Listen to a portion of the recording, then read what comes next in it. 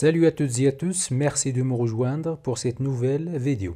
Alors dans cette capsule, je vais essayer de corriger le contrôle survie numéro 1 de ce qui concerne le niveau 3e année parcours international collégial.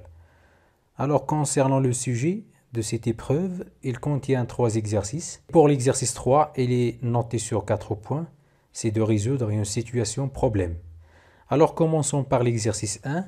La question 1, c'est de compléter les phrases suivantes avec les mots suivants.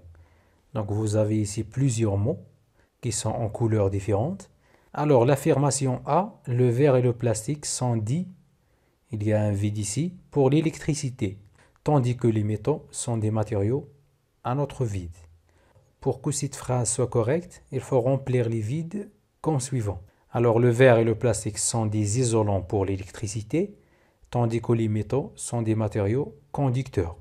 الزجاج والبلاستيك هم عوازل للكهرباء يعني لا يوصلون الكهرباء بينما الفلزات هي مواد موصلة يعني للكهرباء. La deuxième affirmation, c'est plusieurs peuvent être fabriqués à partir d'un même. Alors la même chose, pour que cette phrase soit correcte, il faut remplir les vides comme ça. Alors plusieurs corps peuvent être fabriqués à partir d'un même matériau.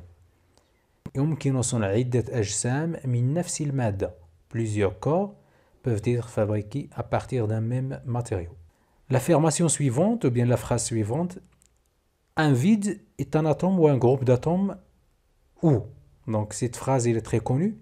Donc l'ion, ou bien un ion, est un atome ou bien un groupe d'atomes perdu ou gagné un ou plusieurs électrons. إذن الأيون هو ذرة أو مجموعة من الذرات فقدت أو اكتسبت إلكترونا أو أكثر. Le test de flottabilité sur l'eau permet de distinguer les matériaux plastiques. Donc nous avons déjà dit ça au cours de la leçon.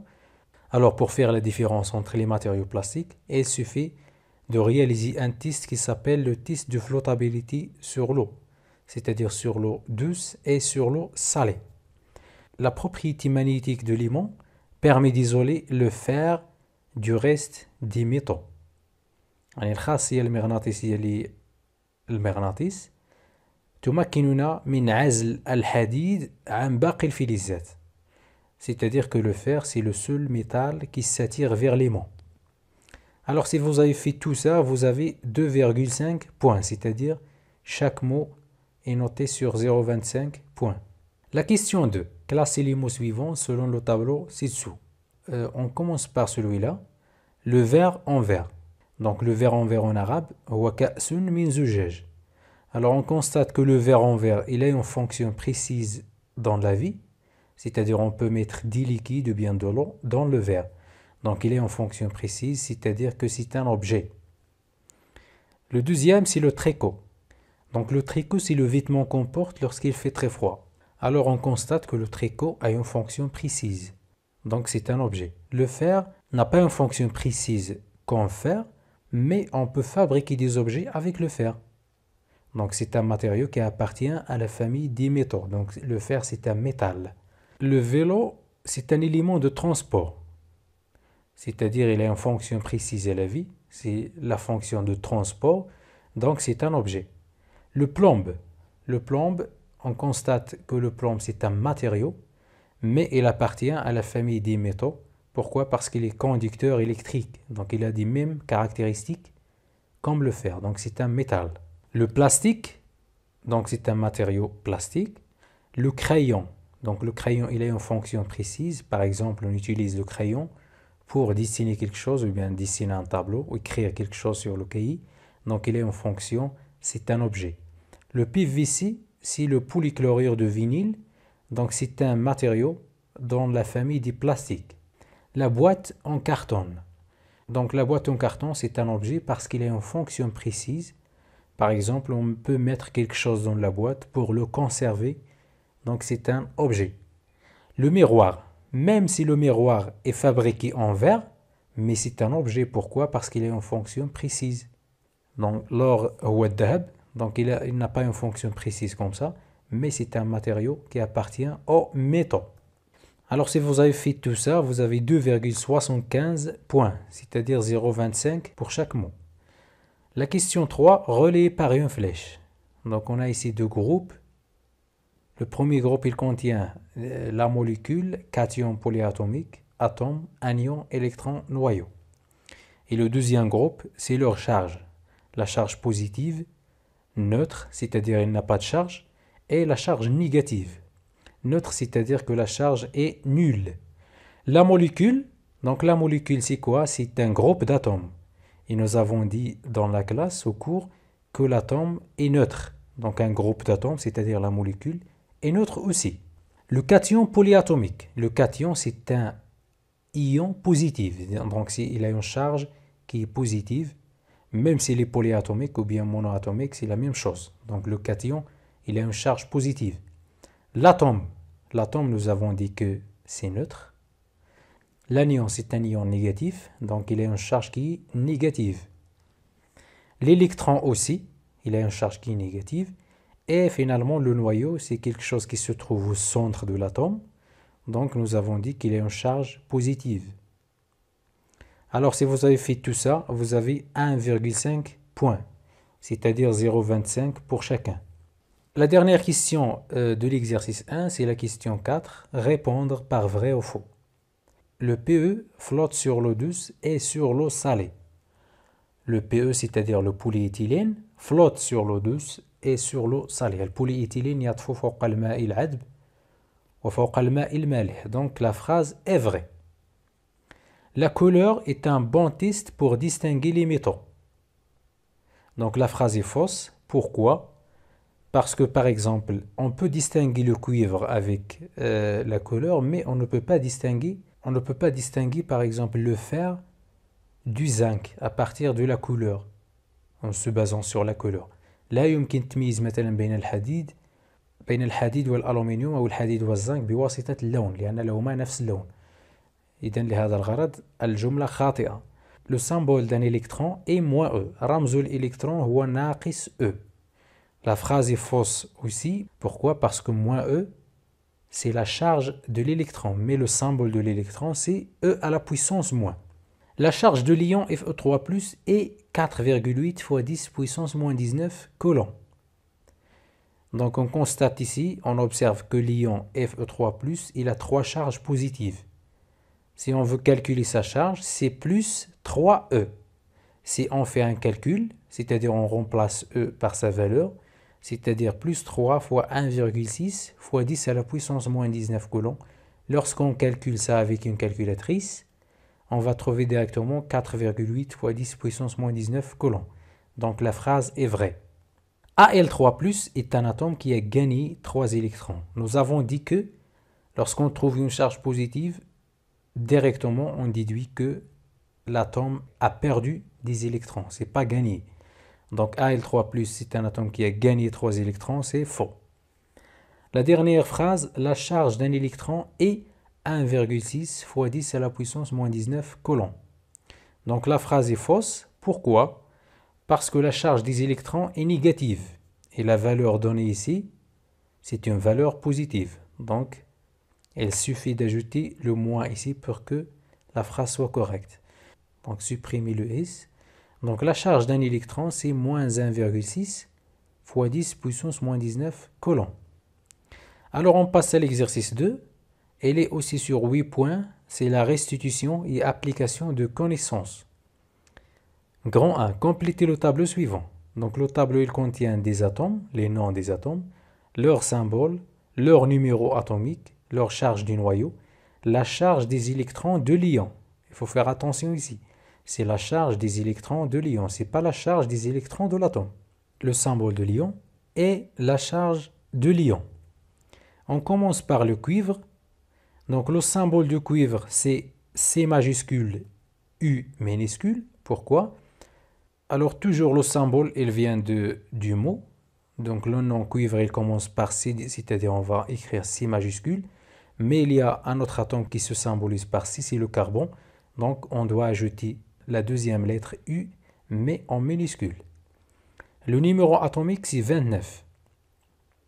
La charge du noyau, c'est 29E. Alors automatiquement, la charge des électrons de l'ion, c'est combien? Donc on constate ici que l'ion de cuivre, c'est Cu2+. C'est-à-dire que l'atome de cuivre a perdu 2 électrons. Lorsqu'il a perdu 2 électrons, elle reste 27 électrons, c'est-à-dire 29 moins 2, c'est-à-dire 27. Alors la charge des électrons de l'ion, c'est moins 27 E. La charge de l'ion, il suffit d'observer l'ion ici. Donc la charge de l'ion, c'est plus 2 E. Donc on constate que le symbole de cet atome CFE, c'est l'atome de fer. Son numéro atomique, c'est 26, parce qu'on a la charge du noyau, c'est plus 26 E. La charge des électrons de l'ion. Donc on constate que la charge de l'ion, c'est plus 2 E. Donc il est positif, c'est-à-dire que l'atome de fer a perdu 2 électrons, c'est-à-dire moins 24 E. Donc le symbole de cet ion, c'est Fe, 2+. Le symbole d'un atome, c'est Cl. Le nom de cet atome, c'est l'atome de chlore. Son numéro atomique, c'est 17. La charge du noyau, c'est plus 17E. Et la charge des électrons, c'est moins 18E. C'est-à-dire que cet atome a gagné un électron. Donc automatiquement, le symbole de l'ion formé, c'est Cl-. Pourquoi moins? Parce que l'atome, il a gagné un électron. Donc la charge de cet ion, c'est moins E. Alors si vous avez fait tout ça, vous avez 2,75 points, c'est-à-dire 0,25 pour chacun. Deuxièmement, classez les ions suivants selon le tableau ci-dessous. On commence par MnO4-, c'est un ion négatif. Lorsqu'on trouve moins, c'est-à-dire l'ion négatif, les ions négatifs sont appelés les anions. Donc celui-là, c'est un anion, mais il est constitué de l'atome magnésium et 4 atomes d'oxygène.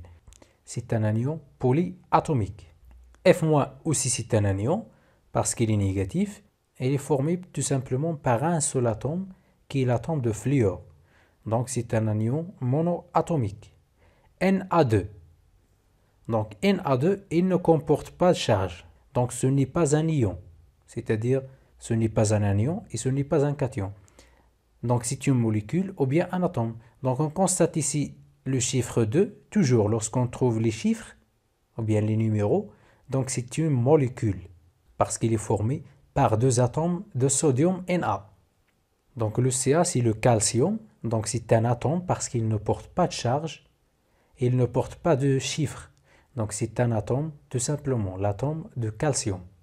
Donc Na+, il porte une charge positive, donc c'est un ion positif.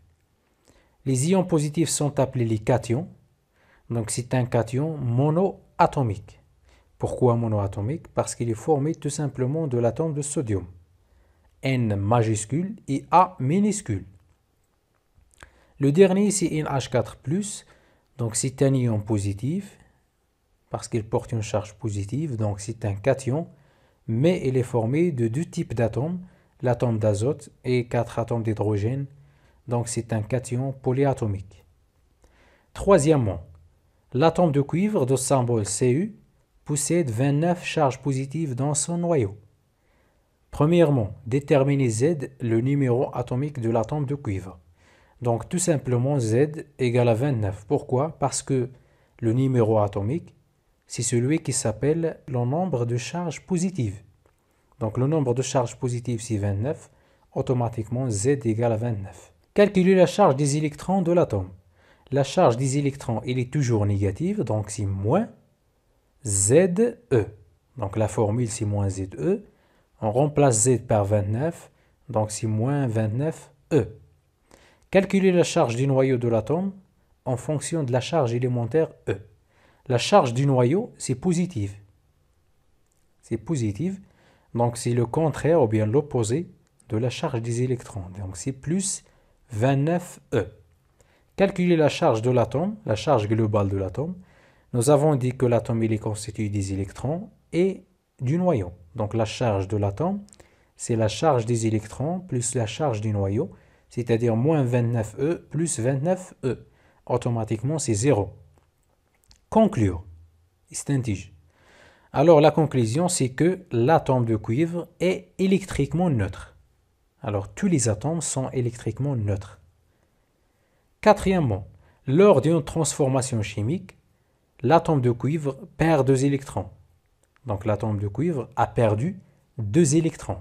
Au début, il a 29 électrons. et maintenant il a perdu 2 électrons. Écrire la formule chimique de l'ion formé. Alors pour écrire la formule chimique, on écrit tout simplement le symbole de l'atome, c'est Cu, avec les charges perdues en positive. Donc Cu 2 plus. Pourquoi 2 plus? Parce qu'il a perdu 2 électrons. Alors toujours perdu se symbolise par plus. Calculer la charge des électrons de l'ion de cuivre en fonction de la charge élémentaire E. La charge des électrons de l'ion, donc l'ion de cuivre, il a 27 électrons. Pourquoi? Parce que l'atome, il a 29 et il a perdu 2. Donc la charge des électrons, elle est négative, c'est moins 27 E. Calculer la charge du noyau de l'ion de cuivre. La charge du noyau, lors de la transformation chimique, l'atome, il a perdu 2 électrons, mais le noyau, il reste inchangé, il ne change pas. C'est plus 29E. Calculer la charge de l'ion. On a 2 méthodes pour la déterminer. Soit on fait la charge des électrons plus la charge du noyau, c'est moins 27E plus 29E, c'est plus 2E. Ou bien, on observe tout simplement la formule chimique de l'ion formé. Donc on constate que c'est 2 plus, c'est-à-dire que la charge de cet ion, c'est plus 2E. Il nous demande ici en fonction de E, voilà en fonction de E, puis en coulomb. Lorsqu'on veut déterminer la charge en coulomb, il suffit de remplacer E, la charge élémentaire, par sa valeur ici. Donc E égale à 1,6 fois 10 puissance moins 19. Donc c'est plus 2 fois 1,6 fois 10 puissance moins 19 coulombs. Donc si on fait un calcul simple, on trouve plus 3,2 fois 10 puissance moins 19 coulombs. Le dernier exercice, c'est l'exercice 3, et il est noté sur 4 points. C'est de résoudre une situation problème. Omar dispose 4 échantillons en plastique, A, B, C et D, pour déterminer leur nom, et il a réalisé les expériences ci-contre. Donc Omar a réalisé 3 expériences. La première expérience, il a utilisé un bécher rempli de l'eau douce, et il a plongé les 4 plastiques. Il constate que le plastique A flotte sur l'eau douce et le plastique B, C et D coule. Dans l'eau salée, il prend un bécher, il met de l'eau avec le sel, c'est-à-dire l'eau salée, et il a plongé les mêmes plastiques et il a observé que le plastique A ici flotte et les plastiques B et D coulent dans l'eau salée. Il a brûlé le plastique B et il a observé que la flamme devient verte. Donc la question 1, c'est donner les noms des plastiques A, B, C et justifier la réponse. On commence par B. Donc le plastique B coule dans l'eau douce et il coule aussi dans l'eau salée, saturée. Et lorsqu'on le brûle, on constate que la flamme devient verte. C'est-à-dire que le plastique B, c'est le polychlorure de vinyle, PVC. Pourquoi? Car il ne flotte ni sur l'eau douce, ni sur l'eau salée, et la flamme de combustion devient verte. Voilà. Pour le plastique A, on constate que c'est le polyéthylène. Pourquoi? Parce qu'il flotte sur l'eau douce et sur l'eau salée aussi. Et pour C, le plastique C, c'est le polystyrène, le PS, parce qu'il ne flotte pas sur l'eau douce et il flotte sur l'eau salée. Si vous avez fait tout ça, donc voilà 2 points pour le PVC, 1 point pour le PE et 1 point pour le polystyrène. Donc nous avons terminé la correction. Merci de m'avoir suivi et à très bientôt.